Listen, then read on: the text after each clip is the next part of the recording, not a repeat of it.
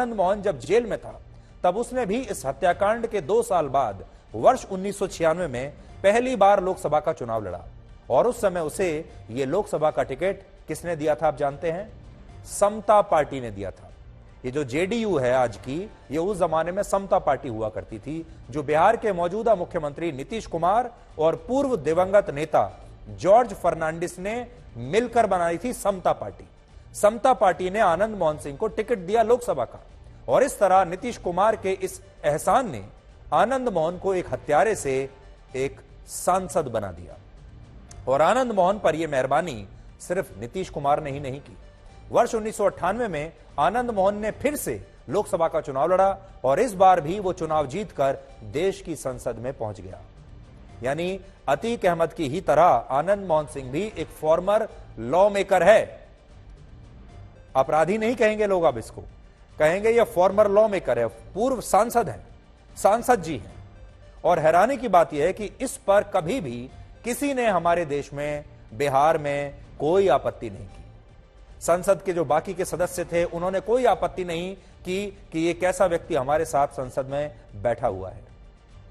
अतीक अहमद की तरह आनंद मोहन भी इस बात को अच्छी तरह से समझ चुका था कि कानून चाहे उसे अपनी अदालत में कितना भी दोषी करार दे दे, लेकिन बिहार की राजनीतिक पार्टियां और बिहार के नेता उसके बाहुबल के लिए उसके सारे पापों को माफ कर देंगे और वो ऐसे ही सांसद और विधायक बनता चला जाएगा, उसे कोई रोक नहीं सकता। और सही बात यह है कि उसे किसी ने रोका भी नहीं।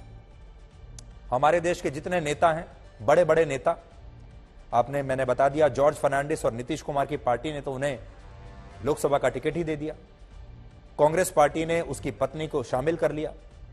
लेकिन इसके बाद वर्ष 2007 में बिहार की एक निचली अदालत ने आनंद मोहन और उसकी पत्नी को गोपालगंज के डीएम की ऑन ड्यूटी हत्या करने के लिए दोषी करार दे दिया और आनंद मोहन को फांसी की सजा सुनाई गई। आगे बढ़ने से पहले इसे आप नोट कर लीजिए, आनंद मोहन को फांसी की सजा सुनाई अदालत ने।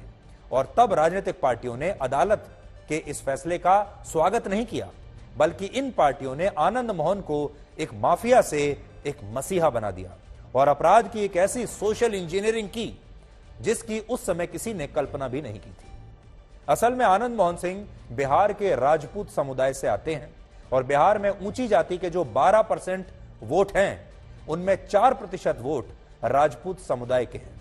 और इसीलिए हर पार्टी को यह लगता था, हर नेता को लगता था कि अगर वो आनंद मोहन सिंह के प्रति नरमी दिखाएंगे, सहानुभूति दिखाएंगे, उनका हाथ पकड़कर चलेंगे, उनके लिए आंसू बहाएंगे, उसका साथ देंगे, तो इससे बिहार में उन्हें राजपूत समुदाय के वोट मिल जाएंगे। और नेता को क्या चाहिए? उसे सिर्फ वोट चाहिए। तो जिस कारण अतीक अहमद से नेताओं की दोस्ती होती चली गई उत्तर प्रदेश में, उसी कारण से बिहार में आनंद मोहन सिंह से भी तमाम नेता दोस्ती निभाते चले गए और ऐसा कई बार हो चुका है। अपराध की यह सोशल इंजीनियरिंग तब हुई जब हमारे देश की अदालतें आनंद मोहन को एक हत्यारा मानती हैं। वर्ष 2007 में जब आनंद मोहन सिंह को फांसी की सजा हुई तब उसने निचली अदालत के इस फैसले को पटना हाईकोर्ट में चुनौती दी और पटना हाईकोर्ट ने अगले ही साल 2008 में उसकी सजा को फांसी की सजा से उम्र कैद की सजा में तब्दील कर दिया। लेकिन आनंद मोहन सिंह इस उम्र कैद की सजा को भी कम करवाना चाहता था, इसलिए वो सुप्रीम कोर्ट में गया अपील लेकर। लेकिन सुप्रीम कोर्ट ने वर्ष 2012 में उसकी अपील को ठुकरा दिया और कहा कि उसने जो हत्या की है उसके लिए उसे 20 साल तो कम से कम जेल में रहना ही पड़ेगा। अब आनंद मोहन सिंह के लिए यहां सभी कानूनी दरवाजे बंद हो चुके थे, क्योंकि सुप्रीम कोर्ट ने भी कह दिया कि 20 साल सजा इसकी बरकरार रहेगी। लेकिन इस दौरान अब कौन बचा सकता है? जब सुप्रीम कोर्ट ने भी दोषी मान लिया तो इस देश में कौन बचा सकता है ऐसे अपराधी को?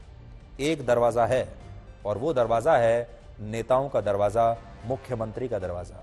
और इसी दौरान नीतीश कुमार एक बार फिर से उसकी मदद के लिए सामने आ गए और जिस तरह उन्होंने आनंद मोहन को एक हत्यारे से एक जमाने में सांसद बना दिया था, ठीक उसी तरह उन्होंने इस बार उसकी सजा को 20 साल से घटाकर 14 साल कर दिया और ये एक तरह का नैतिक भ्रष्टाचार माना जाएगा।